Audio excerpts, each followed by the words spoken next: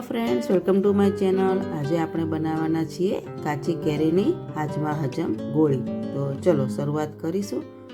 તો સૌપ્રથમ મેં અહીંયા મીડિયમ સાઇઝની તોતાપુરી કેરી લીધેલી છે. એની છાલ કાઢીને કટ કરી લેવાની છે. હવે આને આપણે મિક્સર જારમાં ક્રશ કરી લેશું. એકદમ ફાઇન પેસ્ટ કરવાની છે. જ્યારે પેસ્ટ કરીએ ત્યારે આની અંદર નાનો ટુકડો આદુનો એડ કરી દેવાનો અને પેસ્ટ કરી લેવાની છે. પાણી બિલકુલ નથી નાખવાનું.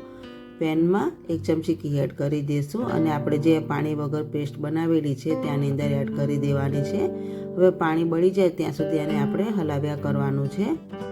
ફાસ્ટ ગેસે જ આને હલાવીશું. 2 થી 3 મિનિટમાં આનું પાણી બળી જતું હોય છે. અડધી વાડકી ગોળ એડ કરી દઈશું અને સારી રીતે મિક્સ કરી લઈશું. એકદમ લચકા પડતું થઈ જશે.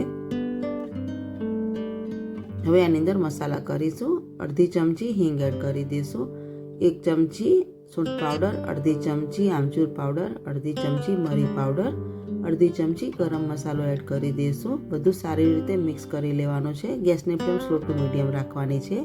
અડધી ચમચી કાચા જીરાનો પાવડર એડ કરી દઈશું. બધું સરસ રીતે મિક્સ કરી લેવાનું છે. 1 ચમચી ઘી એડ કરી દઈશું. સારી રીતે મિક્સ કરી લેવાનું છે. હવે પેન છોડે ત્યાં સુધી આપણે આને હલાવ્યા કરવાનું છે. તો અહીંયા સરસ મજાનું લચકા પડતું થઈ ગયું છે અને પેન છોડવા લાગ્યું છે. હવે આને આપણે એક પ્લેટમાં કાઢી લઈશું.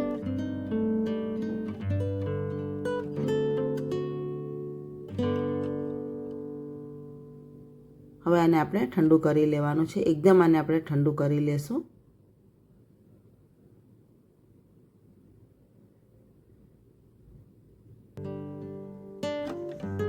તો ફ્રેન્ડ, અહીંયા મિશ્રણ સરસ ઠંડુ થઈ ગયું છે. અડધી ચમચી સંચળ પાવડર એડ કરી દઈશું. સારી રીતે મિક્સ કરી લેવાનું છે. હવે હાથ ઉપર ઘી લગાવીને આવી રીતે નાની નાની ગોળીઓ વારી લેવાની છે. ઇઝીલી ગોળીઓ વળી જતી હોય છે. અને મેં અહીંયા બુરું લીધેલું છે. જે ખાંડનો પાવડર નથી લેવાનો, જે બુરું માર્કેટમાં મળે છે તે લીધેલું છે. તેની અંદર ગોળીઓને રગદોળી લેવાની છે. તો બધી ગોળીઓ આવી રીતે વાળી લેશું અને બુરું ખાંડમાં આપણે આને રગદોળી લેવાની છે. આવી રીતે બધી ગોળીઓને રગદોળી લેશું.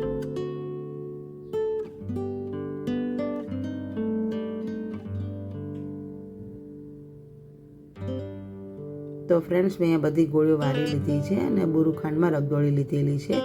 તો એકદમ કાચી કેરીની હાજમા હજમ ગોળીઓ તૈયાર છે. તમે આને કાચની બોટલમાં ભરીને ફ્રીજમાં સ્ટોર કરી શકો છો. તો એકદમ ચટપટી કાચી કેરીની હાજમા હજમ ગોળીઓ તૈયાર છે. તો તમે ઘરે એક વખત જરૂર ટ્રાય કરજો.